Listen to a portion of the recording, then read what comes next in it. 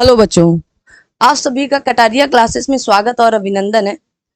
आज हम लोग ज्योग्राफी में आगे पढ़ने वाले हैं। जैसा कि आप सभी लोग देख रहे हैं, ज्योग्राफी की क्लास में क्वेश्चन आंसर के माध्यम से कराई जा रही है। तो उसी के अगले पार्ट पर आज हम बात करने वाले हैं।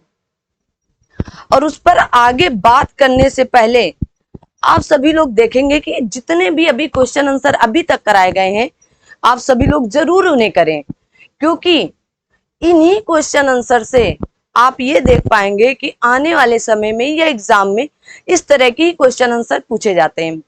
तो आइए शुरू करते हैं अपनी इस क्लास को। और कटारिया क्लासेस को आप ज्यादा से ज्यादा सब्सक्राइब करें, शेयर करें, और कहीं पर भी आपको थोड़ा बहुत लगता है कि ये चीजें ऐसे नहीं ऐसे होनी चाहिए, तो आप अपनी राय जरूर दें।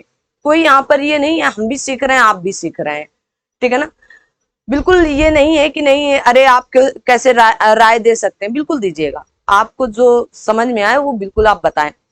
तो ये लास्ट क्वेश्चन मतलब इस सेशन का, क्योंकि अगला आपका दूसरा सेशन शुरू हो जाएगा, उत्तर का पर्वतीय प्रदेश शुरू हो जाएगा। तो ये क्वेश्चन कल रह गया था। तो कहा गया कि गंगा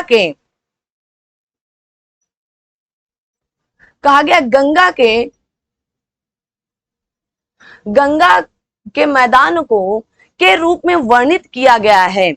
मतलब जो हमारा गंगा का मैदान है ये कब बना, ये पूछा जा रहा है। फिलहाल आप मोटी मोटी बात समझे, ताकि एग्जाम हॉल में आप अपने क्वेश्चनों के आंसर को आसानी से खोज पाए, ठीक है। तो कहते हैं कि मेहनत इतनी खामोशी से करो कि सफलता चुपके से आकर आपसे कहे शोर मचा दूं क्या अब, है ना। तो आप कहें अब क्यों शांति से बोल रहे हो, अब तो शोर मचा ही दीजिएगा। तो मेहनत इतनी खामोशी से करो कि बगल वाले पड़ोसी को भी ना पता चल पाए। और सफलता जब मिलती ना तो ऑटोमेटिक शोर मच जाता है, फलाने का लड़का फलाने की लड़की, है ना, यहां सिलेक्शन वहां सिलेक्शन ना। तो अपना पूरा जहां अपना कर लो, और ऐसे प्रश्नों को करना बिल्कुल भी ना छोड़ें। और फटाफट आप सभी लोगों ने अगर चैनल नहीं सब्सक्राइब किया तो जरूर कर लेंगे। तो गंगा के मैदान, अब आप देखेंगे भारत का उत्तर वाला, उत्तर प्रदेश मध्य प्रदेश वाला ये जो क्षेत्र होता है, बेल्ट होता है, इसी को सिंधु गंगा का मैदान कहा जाता है। क्या, सिंधु गंगा का मैदान का। तो इसका निर्माण हुआ कैसे, तो कहा जाता है जियोसिंक्लाइन के माध्यम से हुआ है। अब ये जियोसिंक्लाइन है क्या, तो इसी को भू अभिनति कहा जाता है। क्या कहा जाता है, भू अभिनति कहा जाता है। जैसे मैंने कल बताया भी था आप सभी लोगों को कि जब हमारे हिमालय का निर्माण हो रहा था, तो उसी हिमालय के निर्माण के तीसरे चरण पर गंगा का मैदान बन रहा था। उत्तर प्रदेश में क्यों सबसे अधिक जनसंख्या है, क्या किसी ने आज तक सोचा है। अरे सोचा होगा, पढ़ रहे हैं तो जाहिर सी बात है सोचा होगा। इसलिए होता है क्योंकि गंगा का जो मैदान है ना बड़ा उपजाऊ होता है। क्या होता है, गंगा का मैदान। और गंगा के आप देखेंगे उत्तर प्रदेश से सर्वाधिक जिलों से गंगा ही गुजरती है। इसलिए गंगा के आसपास के क्षेत्रों में क्या होता है, उपज ज्यादा होती। अब उपज होगी तो जाहिर सी बात है इंसान बसेंगे, जहां उपज होगी वहीं इंसान बसेंगे। इसलिए गंगा का मैदान जहां जहां ज्यादा होगा वहां वहां पर जनसंख्या आपको ज्यादा मिलेगी। ये था आज का प्रश्न। आगे बढ़ते हैं। आगे जैसे कि आपको दिख रहा है यहां पर, अब आप यहां पर गौर फरमाना, यहां पर कहा गया भारत का भौतिक विभाजन, वो तो हम बात कर ही रहे हैं। इसके साथ साथ यहां पर लिखा है उत्तर का पर्वतीय प्रदेश। अब केवल मैप में आपको दिखाया गया उत्तर का पर्वतीय प्रदेश, ये कैसे कैसे बटा है। कभी कभी आपसे पूछता है कि उत्तर से दक्षिण में बताएं, और कभी कभी आपसे पूछता है पश्चिम से पूरब बताएं, या पूछ लेगा दक्षिण से उत्तर बताएं, या पूछ लेगा पूरब से पश्चिम बताएं। तो कैसे, पहले थोड़ा समझ लेते हैं, बाद में तो क्वेश्चन आंसर आप कहेंगे। आप देखेंगे इस वाले बेल्ट को क्या कहा जाता है, ट्रांस हिमालय कहा जाता है। क्या, ट्रांस हिमालय, लिख लो, ट्रांस हिमालय के नाम से जाना जाता है। इस वाले बेल्ट को किस नाम से जाना जाएगा? तो आप कहेंगे बृहद हिमालय, बृहद हिमालय, या इसी को या और लगा लो, और या इसी को महान हिमालय क्या कहा जाता है? महान हिमालय के नाम से जाना जाता है। इसके और नीचे आएंगे तो क्या देखा जाएगा? लघु हिमालय, या इसी को मध्य हिमालय के नाम से भी जाना जाता है। किसके? मध्य हिमालय के नाम से।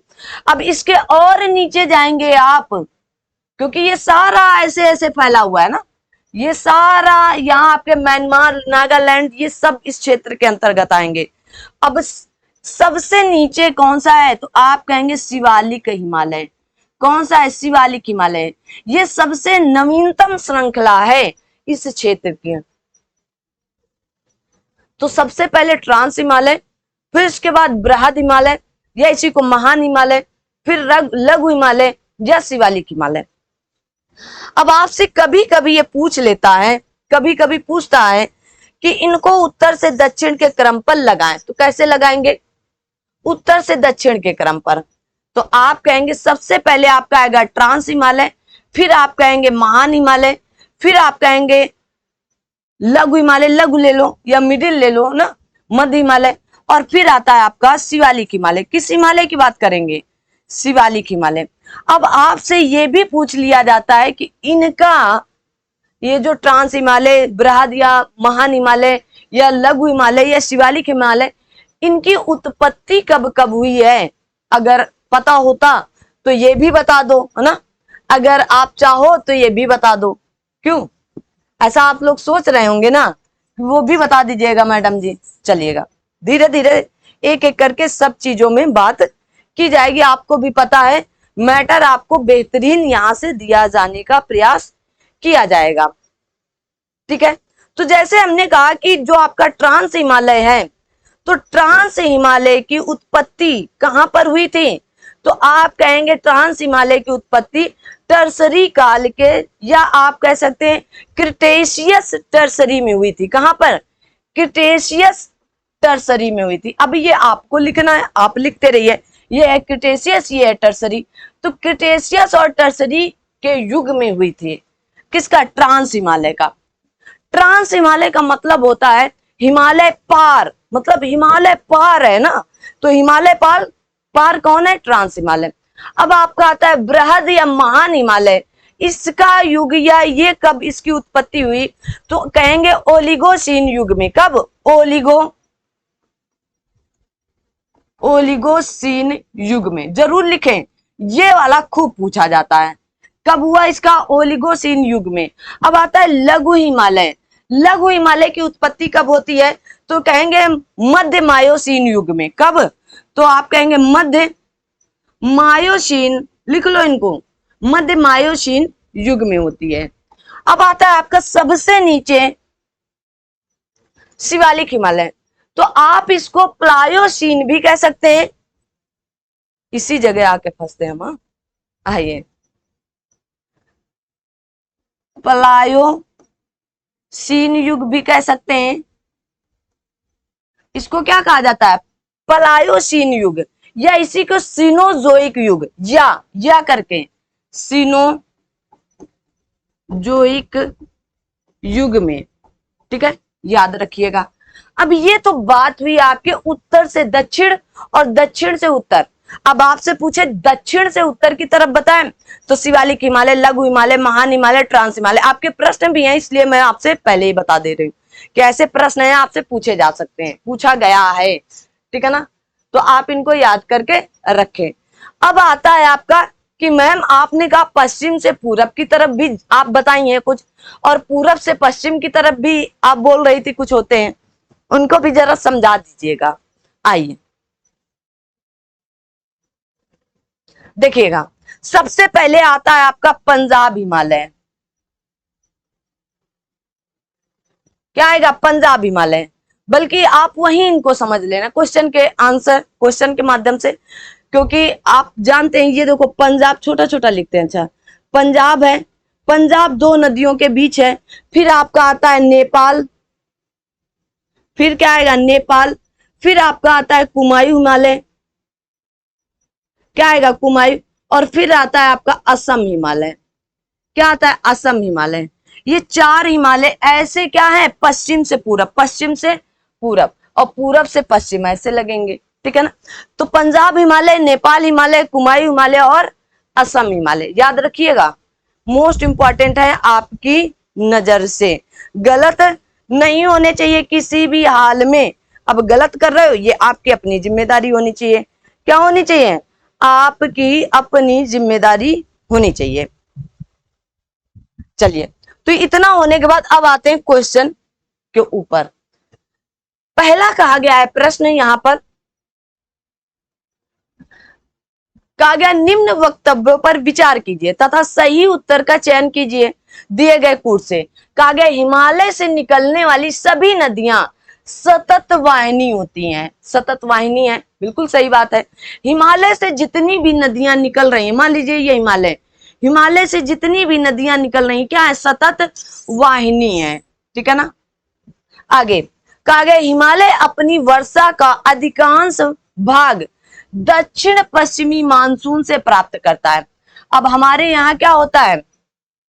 दक्षिण पश्चिम मानसून कैसे? ये आपका दक्षिण है, देखो ये आपका क्या है? ये आपका दक्षिण है, ये आपका पश्चिम है। तो दक्षिण पश्चिम मानसून से ही प्राप्त करता है, ठीक है। तो दक्षिण पश्चिम मानसून से आपका मानसून भी आता है ना, मालाबार तट से। कहां पर? यहां पर केरल में मालाबार तट है, यहां से क्या आता है? मानसून आपके भारत में प्रवेश करता है। और कोरोमंडल तट से, कोरोमंडल तट से दो तमिलनाडु का है, यहां से वापिस चला जाता है, ठीक है, याद रखिएगा। तो दक्षिण पश्चिम मानसून से प्राप्त करता है। तो दोनों बातें क्या सही हैं? हाँ सही हैं। लेकिन क्या दोनों बातें एक दूसरे की व्याख्या कर रही? नहीं कर रही हैं, सही व्याख्या नहीं है, क्योंकि वो सतत वाहिनी नदियों की बात कर रहा है और ये मानसून की बात कर रहा है। तो दो बात अलग अलग हो गई, तो क्या होगा? बी उत्तर बिल्कुल सही उत्तर होगा। आगे बढ़ते हैं, कहा गई आप उस सही उत्तर का चयन करें ना। हिमालय से निकलने वाली सभी नदियां सतत वाहिनी है। अरे बिल्कुल है, अभी तो मैंने बताया। हिमालय कहा गया हिमालय नदियों का उद्गम स्रोत हिमालयों में स्थित है। देखो वही प्रश्न, सेम टू सेम वही प्रश्न, बस जरा सा घुमा दिया गया। तो क्या होगा? दोनों बातें सही हैं, लेकिन व्याख्या या स्पष्टीकरण कर रहा है कि नहीं कर रहा है? बताएं। अब आप बताएं इसकी व्याख्या या स्पष्टीकरण कर रहा है कि नहीं कर रहा है, क्योंकि वो भी कहां से कह रही हैं कि हिमालय से निकलने वाली सभी नदियां सतत वाहिनी है, और ये कह रहा है हिमालय का उद्गम स्रोत हिमानियों से है। तो यहां पर भी हिमानी की बात कही गई, सतत वाहिनी, और यहां पर हिम नदियों की बात कही गई, हिमानियों की बात कही। तो दोनों बातें स्पष्ट या पुष्टिकरण कर रही हैं आपका। आगे बढ़ते हैं, कहा गया हिमालय की संरचना या हिमालय की रचना समांतर वलय श्रेणियों से हुई है, जिसमें से प्राचीन श्रेणी है। अब बताओ, क्या शिवालिक श्रेणी प्राचीन है? क्या वृहद हिमालय श्रेणी प्राचीन है? या निम्न हिमालय श्रेणी प्राचीन है? या धौलाधर श्रेणी प्राचीन है? आप सभी लोगों के पास 10 सेकंड का समय है, और 10 सेकंड में आप सभी लोग फटाफट उत्तर कमेंट बॉक्स में जरूर किया करें, ठीक है ना। तो हिमालय की रचना समांतर वलय श्रेणियों से हुई है, ठीक है ना। तो आप बिल्कुल कर लीजिएगा, किससे हुई है? वलय श्रेणियों से। सबसे इसमें पुरानी कौन सी होगी?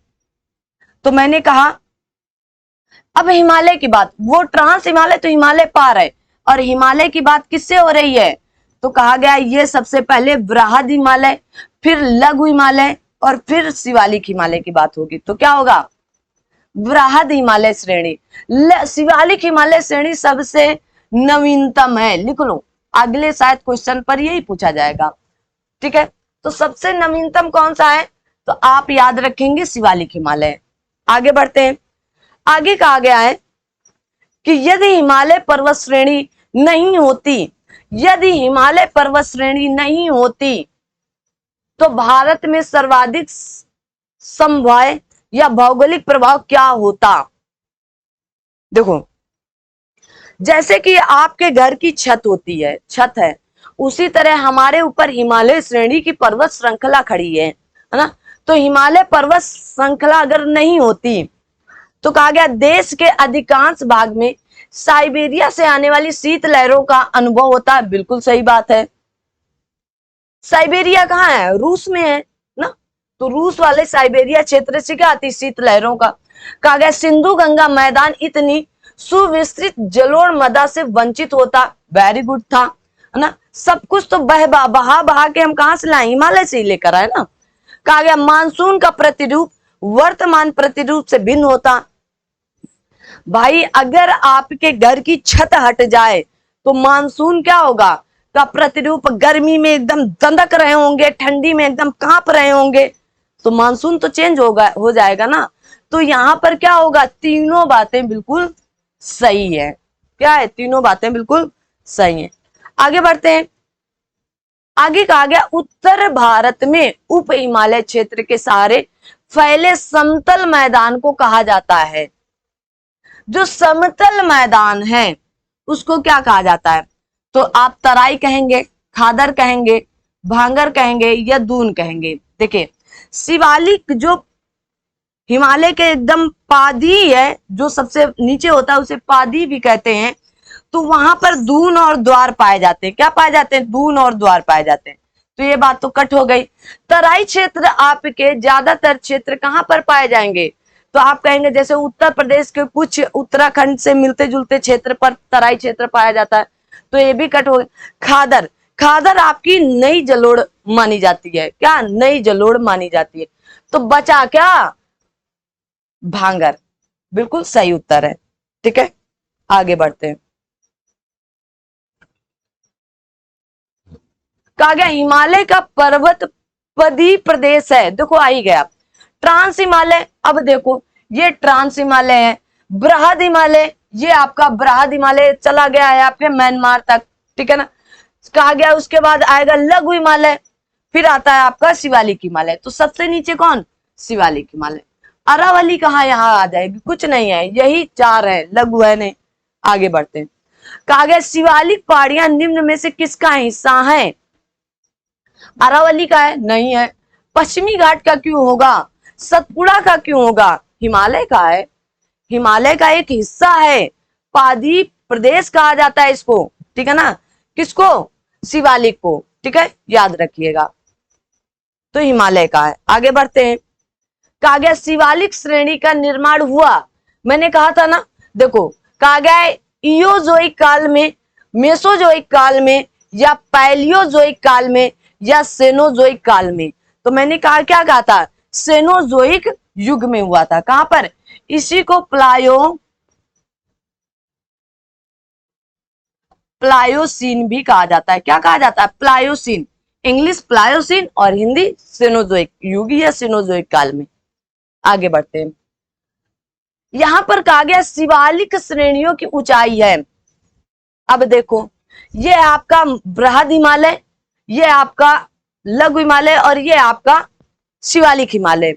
ठीक है ना। तो यहाँ की चोटियां कैसी होंगी? लंबी होंगी। सबसे बड़ी बड़ी चोटी कहां पर है? यहां पर है। उससे बची कुची यहां पर है, और उससे बची कुची यहां पर है। तो यहां पर लगभग कितना होगा शिवालिक पर? आप देखेंगे शिवालिक पर कितना होने वाला है, तो आप कहेंगे शिवालिक पर जो होंगी 900 से लेकर 1100 मीटर तक की बीच की बात कही जाती। मीटर की बात कर रहे हैं। जैसे आपका माउंट एवरेस्ट है 8848.86 मीटर है, ना कि किलोमीटर, मीटर है। ठीक है ना। तो 900 से 1100 मीटर के बीच की बात। अब ऐसा तो ऑप्शन मैम कुछ भी नहीं है, तो मैक्सिमम आपको कितना जाना है? 1100 जाना है। तो आप 750 या यहाँ पर 850 होता तो काम चल जाता। 850 से लेकर 1100 मीटर के मध्य की ऊंचाई पाई जाती है शिवालिक हिमालय पर। याद रखिएगा, मोटा मोटा तो एकदम एग्जैक्ट याद करेंगे तो 900 से लेकर 1100 मीटर पाई जाती है। ठीक है, क्योंकि हर स्थान की अलग अलग होती हैं। ठीक है ना। अब मान लीजिएगा शिवालिक हिमालय जहां से जा रहा है इस क्षेत्र पर कुछ और होगा, इस क्षेत्र पर ज्यादा लंबी हो सकती है, इसलिए एवरेज बताया जाता है या औसत बताया जाता है 900 से 1100 मीटर के बीच की होती है। आगे बढ़ते हैं।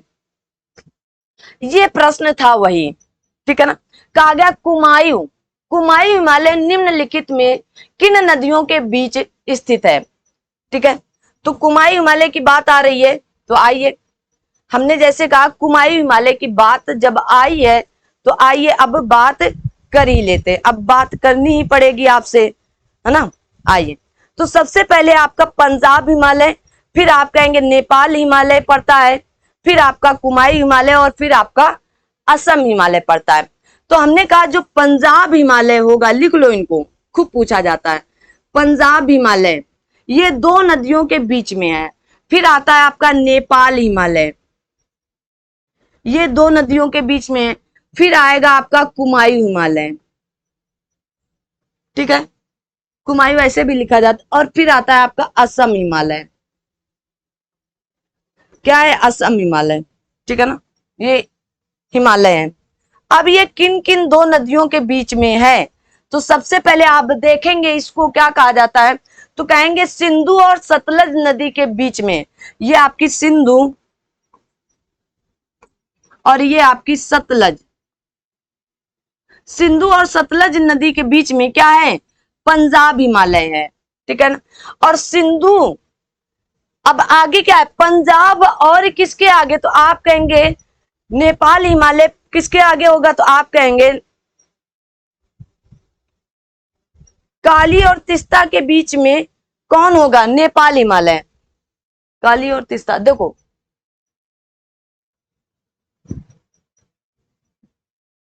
एक मिनट, ये पंजाब हिमालय, पंजाब हिमालय, नेपाल हिमालय यहां कहां से आ जाएगा,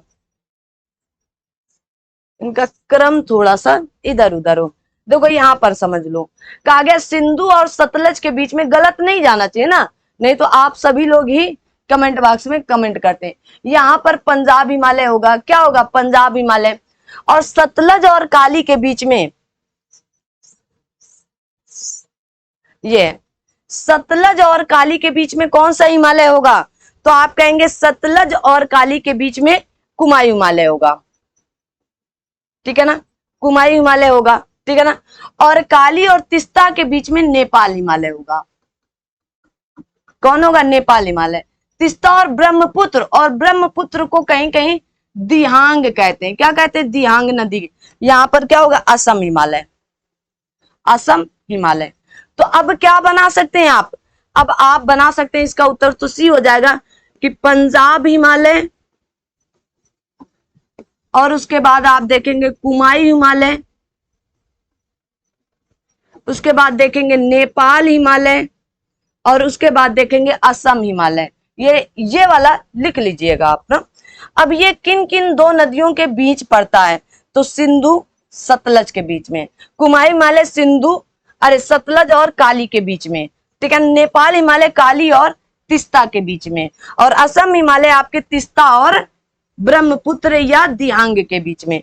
ये क्रम आपसे पूछा जाता है कि पूरब से, इनको पूरब से पश्चिम लगाओ और पश्चिम से पूरब, एकदम सही लिख लीजिएगा ना, वो मतलब ऊपर नीचे हो गया था ना, तभी हम बन नहीं रहा था, ठीक है। तो चलिए हो जाता है, वो कोई दिक्कत वाली बात नहीं, आपके पास ऑथेंटिक चीजें जानी चाहिए, ठीक है। तो पंजाब हिमालय, कुमायूं हिमालय, नेपाल हिमालय और असम हिमालय, तो ये क्या है आपके पूरब से पश्चिम और पश्चिम से पूरब पूछे जाते हैं। आगे बढ़ते हैं, अगला प्रश्न आप सभी के बीच में है, कहा गया शिवालिक शैल समूह के दक्षिण में भावर क्षेत्र उदाहरण है। तो शिवालिक शैल समूह दक्षिण में भावर क्षेत्र किसका होगा, गिरिपाद की स्थिति का, किसका है, गिरिपाद की स्थिति का होगा, ठीक है ना, याद रखिएगा। आगे बढ़ते हैं, अब कहा गया जब आप हिमालय की यात्रा करेंगे, मान लीजिए आप हिमालय गए और यात्रा कर रहे हैं, तो आप निम्नलिखित को क्या देखेंगे, गहरे खड्डे देखेंगे, है ना, बिल्कुल देखेंगे। यू घुमाव वाले नदी भाग देखेंगे, बिल्कुल देखेंगे, क्योंकि देखो यू घुमाव वाली कौन सी, तो सिंधु नदी ऐसे आती है, आती है कि नहीं आती है, पाकिस्तान से ऐसे आएगी और नेपाल होते हुए भारत में प्रवेश करती है ना, ऐसे आती है। तो यू आकार, यू घुमाव वाले नदी भाग देखेंगे या मांग देखें। समांतर पर्वत श्रेणियां देखते हैं, बिल्कुल देखते हैं, समांतर पर्वत श्रेणियां आपको देखने को मिलेंगी। भूस्खलन के उत्तरी तीव्र ढाल प्रवणता देखते हैं। तो बताएं क्या, तो भूस्खलन के लिए उत्तरदायी तीव्र ढाल प्रवणता देखते हैं, तो बिल्कुल देखते हैं। अब हिमालय से कोई होगा तो तीव्र ही तो ढलान पर आएगा। तो चारों बातें यहाँ पर एकदम सटीक है। अब समझ में भी आ गया होगा ना। आइए अगला प्रश्न है कि निम्नलिखित नीचे दिए हुए जम्मू और कश्मीर के मानचित्र की जांच कीजिए। यहां पर एक चित्र बना था लेकिन टाइपिस्ट मैडम जी ने नहीं बनाया है ना। तो वहां पर एक चित्र दिया गया था ऐसे करके कि ये एक स्थान है, ये दूसरा, ये तीसरा, ये चौथा। यहाँ पर नंबरिंग थी 2 3 4, जैसे देखो लिखा है 1 2 3 4 से अंकित पर्वत श्रेणियों को क्रमशः है। तो सबसे पहले आप देखेंगे, क्योंकि जम्मू कश्मीर की बात की जा रही है, तो सबसे पहले आप देखेंगे कौन सा क्षेत्र आता है। तो आपको पता होना चाहिए और याद कर लो। सबसे ऊपर काराकोरम, कौन सा आता है, काराकोरम, काराकोरम, लद्दाख, जास्कर, पीर पंजाल और धौलाधर। ये 4 श्रेणियां आती ही आती हैं। कैसे याद करेंगे, काराकोरम, इसके नीचे लद्दाख, इसके नीचे पीर पंजाल, इसके नीचे धौलाधर। मोस्ट इंपॉर्टेंट, ये 4 याद कर लो, ठीक है ना। 4 आप याद कर लो। तो यहां पर क्या है, काराकोरम, लद्दाख, जास्कर, पीर पंजाल, ठीक है। तो याद रखें, सी उत्तर बिल्कुल सही उत्तर है, जो आपको क्या पर मानचित्र के अनुसार भी बता रहा है और ये क्रम भी है, ठीक है ना। नहीं मानचित्र है तो कोई समस्या वाली बात नहीं है। कहा गया लघु हिमालय स्थित है। अब बताओ, मैंने कहा ये बृहद हिमालय है, ये आपका क्या है, लघु हिमालय है, और ये हमने कहा शिवालिक हिमालय है। तो लघु हिमालय कहां पर स्थित है, ऐसे आपको बना लेना है। जब भी आपका आए पेपर में ये क्वेश्चन इस तरह के, तो फटाफट इनको क्या कर लेना है, बना लेना है अपने रफ कॉपी में फटाफट, कि वह बृहद हिमालय या महान हिमालय, फिर लघु हिमालय, फिर शिवालिक। अब शिवालिक हिमालय और महान हिमालय के मध्य में, शिवालिक और महान हिमालय के मध्य में है। ट्रांस हिमालय नहीं है यहाँ पर ना, है ऊपर है। अगर पूछा जाता कि महान हिमालय, अब आपसे पूछ लिया जाता महान हिमालय किन 2 हिमालयों के बीच में, तो ट्रांस हिमालय और लघु हिमालय के बीच में आ जाता, ठीक है, याद रखिए। आगे अगला है कि पश्चिमी भाग में हिमालय की श्रेणियों का दक्षिण से उत्तर। अब देखो आया दक्षिण से, मैंने क्या कहा था, ये आपका नॉर्थ था और ये आपका क्या था, साउथ था, ठीक है ना। अब जाना किधर है, इधर से इधर, उत्तर की। तो महान हिमालय तो नॉर्थ में है, गलत। शिवालिक हिमालय नीचे है, ठीक है, सबसे दक्षिण में शिवालिक है, उसके ऊपर में लघु हिमालय और उसके ऊपर में महान हिमालय, है ना। तो बी उत्तर बिल्कुल सही उत्तर हो गया। अब तो आपको चीजें हलवा लगने लगी होंगी, आए खाएं और चल दें, ठीक है ना। आइए आगे कहा गया निम्नलिखित में से कौन सा सबसे नवीन पर्वत श्रेणी है। तो सबसे पुरानी बृहद हिमालय, उससे पुरानी लघु हिमालय और सबसे नवीन शिवालिक हिमालय। यहां पर भी शिवालिक हिमालय है सबसे। अरावली वगैरह बहुत पुरानी है, अन्नामलाई भी बहुत पुरानी है, विंध्यन भी बहुत पुरानी है, तो गोंडवाना क्षेत्रों से बनी हुई है, ठीक है। आइए आगे कहा गया है कि अधोलिखित उच्चावच आकृतियों पर ध्यान दीजिएगा। जास्कर पर्वत श्रृंखला, धौलाधर पर्वत श्रृंखला, लद्दाख पर्वत श्रृंखला और काराकोरम। और कहा गया दक्षिण से उत्तर की तरफ चिपकाओ इनको बढ़ते हुए क्रम पर।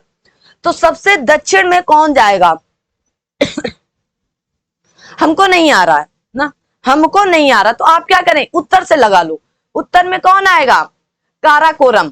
मैं ट्रिक बता रही हूं, मुझे आता है, मैं लगा दूंगी, कोई बात नहीं है। अगर आप चाहो कि आप लगा दो तो मैं लगा देती हूँ। तो सबसे नीचे क्या आएगा, धौलाधर आएगा, धौलाधर पर्वत श्रृंखला। और धौलाधर के ऊपर आप देखेंगे तो जास्कर आएगा, क्या, जास्कर। और जास्कर के ऊपर देखेंगे तो लद्दाख आएगा, और लद्दाख के ऊपर देखेंगे तो आपका काराकोरम आएगा। मैंने यहां के हिसाब से बता दिया, ठीक है ना। वैसे काराकोरम, लद्दाख, जास्कर, पीर पंजाल आता है और फिर धौलाधर आएगा, ठीक है ना। लेकिन इस क्रम में अब इनको उल्टा कर दो, ये कहां पर है तो चौथा नंबर लिख दो, है ना। आपको क्या करना है, क्यों इसको चौथा लिखेंगे, अब आपको लगाना कैसे है, तो दक्षिण से उत्तर, तो सबसे दक्षिण में क्या है तो ये, तो किस नंबर पर है, दूसरे नंबर पर। फिर क्या है, जास्कर किस नंबर पर है, पहले नंबर पर। फिर है लद्दाख किस नंबर पर, तीसरे। और ये काराकोरम कहाँ है, चौथे। तो 2 1 3 4, 2 1 3 4, ठीक है। अगर आपको ऐसे आ रहा तो ठीक है, अगर नहीं आ रहा है तो आप क्या करें, लिख लो काराकोरम, फटाफट ऐसे लिख लो, काराकोरम, लद्दाख, जास्कर, पीर पंजाल, और लिख लो धौलाधर, ऐसे लिख लो। और फिर ऑप्शन के अकॉर्डिंग इनको सेट कर लो, है ना। ये भी सही तरीका है, कोई दिक्कत नहीं। आगे बढ़ते हैं। अगला प्रश्न है कि निम्नलिखित में से उत्तर दिशा की ओर के क्रम वाली पर्वत श्रेणियों कौन सी होंगी। मतलब उत्तर दिशा की ओर, मतलब आपको जाना है दक्षिण से उत्तर की तरफ। आइए देखते हैं। जास्कर, तो हमने कहा काराकोरम, लद्दाख, जास्कर, ठीक है, उत्तर की तरफ जा रहे जास्कर। फिर पीर पंजाल, तो गलत हो गया ना। अब आता है पीर पंजाल, जास्कर, लद्दाख, काराकोरम। तो हमने कहा ठीक है, काराकोरम, लद्दाख, जास्कर, पीर पंजाल, धौलाधर, ठीक है ना। तो इसने कहा कि पीर पंजाल, जास्कर, लद्दाख, काराकोरम, तो क्या सही हुआ, बी ऑप्शन। आगे आ गया काराकोरम पर्वत श्रृंखला, क्यों आएगा, काराकोरम, लद्दाख, जास्कर, पीर पंजाल, तो ये तो आपकी उत्तर से दक्षिण, वो कह रहा है कि उत्तर दिशा की ओर क्रम वाली पर्वत श्रृंखला कि हमें नीचे से ऊपर की तरफ जाना है, ठीक है ना, याद रखिएगा। तो बी ऑप्शन आपका बिल्कुल सही ऑप्शन है, ठीक है ना। बिल्कुल कंफ्यूज नहीं रखिएगा मन में, ठीक है। आइए आगे आता है अगला प्रश्न आपके बीच में कि निम्नलिखित समूहों में कौन सा पूर्व से पश्चिम, अब आपको क्या चलना है, ईस्ट से वेस्ट, पश्चिम की ओर पर्वत शिखरों का सही क्रम है। बताओ भाई, एवरेस्ट क्या ईस्ट में है एकदम, कंचनजंगा क्या ईस्ट में है एकदम, कंचनजंगा, एवरेस्ट। अब 2 ही ऑप्शन है, तो कोई एक तो यहां पर होगा, क्या होगा, नहीं तो सबसे पहले कंचनजंगा आएगा। कहां से, देखो कंचनजंगा, ठीक है ना।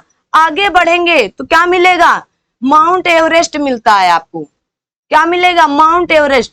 इसके आगे चलेंगे तो अन्नपूर्णा मिलती हैं, और इसके आगे चलेंगे तो धौलागिरी मिलती है। क्या मिलती है, ये पर्वत श्रृंखलाएं हैं। तो विश्व के सबसे ऊंची चोटी कौन सी होगी, तो माउंट एवरेस्ट होगी। कहां पर है, कमेंट बॉक्स में बताना। कंचनजंगा कहां पर होगी, ये भी कमेंट में बताना। तो बी ऑप्शन आपका सही। अन्नपूर्णा कहां पर है, धौलागिरी कहां पर है, आप कमेंट बॉक्स में बताइए। पूरब से पश्चिम का क्रम है, कंचनजंगा, एवरेस्ट, अन्नपूर्ण और धौलाधर। और बहुत है, नंगा पर्वत से लेकर नामचा बरुआ तक जाता है ये, ठीक है ना। इधर क्या होता है, तो नंगा पर्वत होता है, और नंगा पर्वत से पूरब में नामचा बरुआ अरुणाचल प्रदेश में है। किसी दिन ये क्रम पूरा आपको समझाएंगे कैसे कैसे है, ठीक है ना। अभी जो प्रश्न है उस पर चलिए। अगला प्रश्न और आज का ये लास्ट क्वेश्चन, कहा गया उत्पत्ति की दृष्टि से निम्न पर्वत श्रेणियों में से सबसे नवीनतम कौन सी है। देखिएगा, कहा गया अजंता श्रेणी, कैमूर पर्वत, पालकोंडा श्रेणी, और कहा गया पटकोई श्रेणियां। तो जल्दी से बताएंगी कौन सा यहाँ पर सही उत्तर है। तो पटकोई श्रेणी हिमालय श्रेणी में स्थित है, जिसका निर्माण टर्सरी युग में हुआ था। कब हुआ था, तो आप कहेंगे टर्सरी युग में हुआ था।